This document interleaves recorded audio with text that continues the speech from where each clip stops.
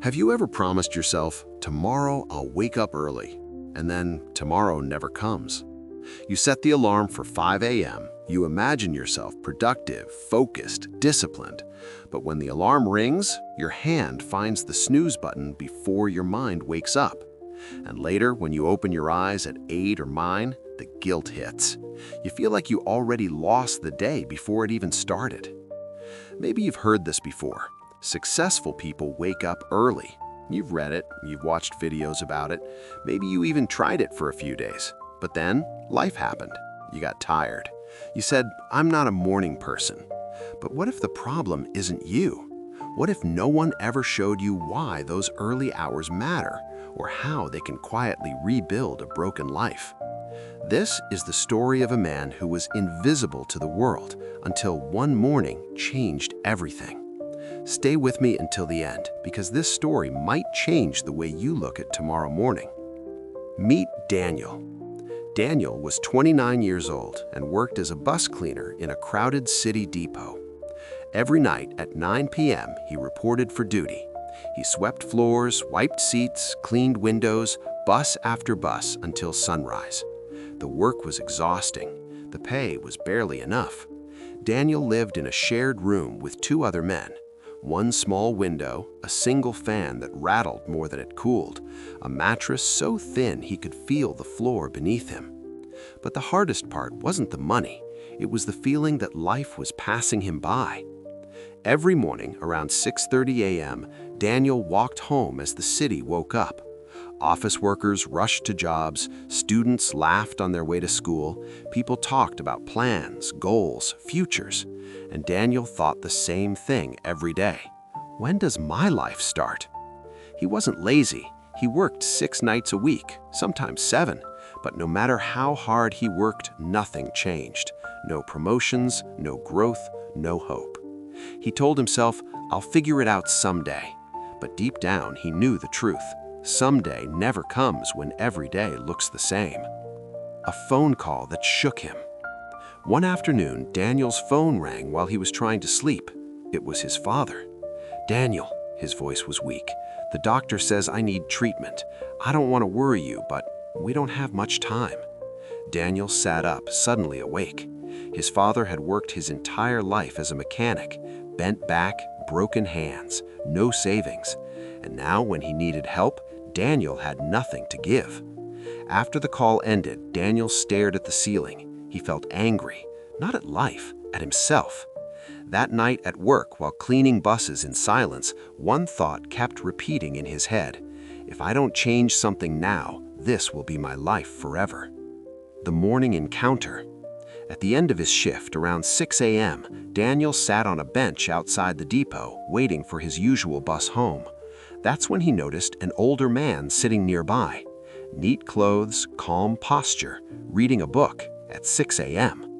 Daniel recognized him, Mr. Arjun, a man who owned several transport businesses in the city. Curious, Daniel finally spoke. "Sir, may I ask you something?" Mr. Arjun smiled. "Of course." "Why are you out so early?" Mr. Arjun closed his book. "Because my day starts at 4:45 a.m. Daniel laughed softly. "That's too early." Mr. Arjun didn't laugh back. "That's exactly why most people stay where they are." That sentence hit Daniel hard. The truth about time. Mr. Arjun listened as Daniel explained his night job, his exhaustion, his frustration. Then he said something Daniel had never heard before. "You're not failing because you're tired. You're failing because your best hours are wasted." Daniel frowned. Everyone has a few hours each day when their mind is strongest. For most people, that's early morning, but they give it away to sleep and then wonder why life doesn't move. Daniel looked down. "I don't have time," he said quietly. Mr. Arjun shook his head. "No, you don't use time." Then he did the math on a scrap of paper. 2 hours a day, 14 hours a week, 700 hours a year. He slid the paper toward Daniel. "That's almost 3 extra months of life every year." Daniel stared at the numbers. 3 months? "What should I do in those hours?" Daniel asked. Mr. Arjun leaned closer. Build something that survives beyond your job. The challenge. Before leaving, Mr. Arjun gave Daniel a simple challenge. For 90 days, wake up at 5 a.m., not sometimes, every day. Daniel swallowed. Use 1 hour to learn a skill, 1 hour to strengthen your body and mind.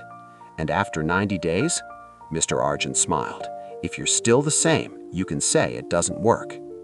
The hardest beginning. The first morning was brutal. Daniel's alarm rang at 5 a.m. His body screamed no. His brain begged for sleep, but he remembered his father's voice. He stood up. That first week was miserable. He felt slow, angry, sleep-deprived. But every morning he showed up. From 5 a.m. to 6 a.m., he learned basic computer skills, typing, Excel, simple data entry. From 6 a.m. to 7 a.m., he walked, stretched, planned his day. No music, no phone scrolling, just effort. Then he slept before work. Something changed. Around day 18, something strange happened. Daniel woke up before the alarm. His body had adjusted. More importantly, his mind felt different, clearer, stronger. He wasn't just surviving nights anymore, he was building mornings. By the end of 2 months, Daniel had completed multiple online courses. He practiced every morning. At work, he started helping supervisors organize schedules digitally. People noticed. The result. On day 91, Daniel was called into the office. They needed someone for a day shift admin role. Better hours, better pay. The manager asked, "How did you learn all this?" Daniel smiled. "I stopped sleeping through my future." The message for you. This story isn't about waking up early. It's about taking control of the only time that belongs completely to you.